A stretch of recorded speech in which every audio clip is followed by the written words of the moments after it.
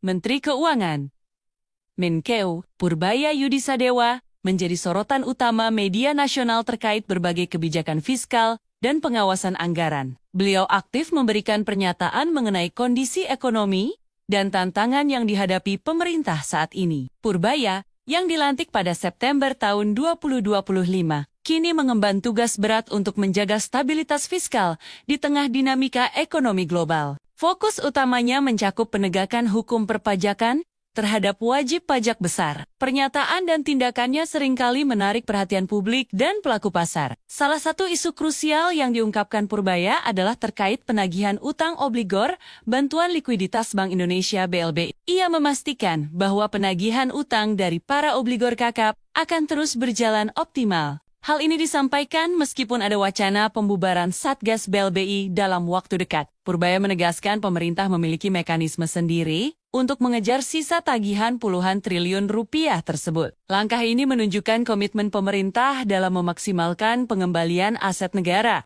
Di bidang penerimaan negara, Purbaya menyoroti praktik curang yang dilakukan oleh beberapa importir di pelabuhan. Beliau menyebut adanya praktik underinvoicing atau manipulasi nilai barang impor untuk menghindari bea masuk dan pajak yang seharusnya dibayarkan. Praktik ini merugikan keuangan negara secara signifikan dan menciptakan persaingan tidak sehat. Purbaya telah menginstruksikan jajarannya di Direktorat Jenderal Bea dan Cukai serta pajak untuk meningkatkan pengawasan. Tujuannya adalah untuk mengamankan target penerimaan negara di tengah kondisi ekonomi yang menantang. Purbaya juga mengungkapkan adanya kementerian atau lembaga K atau L yang mengembalikan anggaran senilai sekitar 3,5 triliun rupiah ke kas negara. Pengembalian dana ini terjadi karena ketidakmampuan K atau L terkait untuk menyerap atau membelanjakan anggaran secara efektif. Menkeu menyayangkan hal ini karena dana tersebut sangat dibutuhkan untuk menggerakkan perekonomian nasional.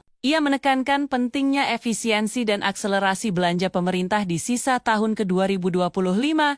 Kinerja penyerapan anggaran menjadi evaluasi penting bagi K atau L di bawah kepemimpinannya. Dalam upaya menggerakkan ekonomi daerah, Purbaya menjelaskan strategi penempatan dana pemerintah di Bank Pembangunan Daerah (BPD) seperti Bank Jatim dan Bank Jakarta. Hal ini dilakukan untuk meningkatkan likuiditas perbankan di daerah dan mendorong penyaluran kredit ke sektor real. Purbaya juga berencana merevisi Peraturan Menteri Keuangan PMK terkait dana desa untuk mengoptimalkan penyalurannya melalui Koperasi Desa Merah Putih.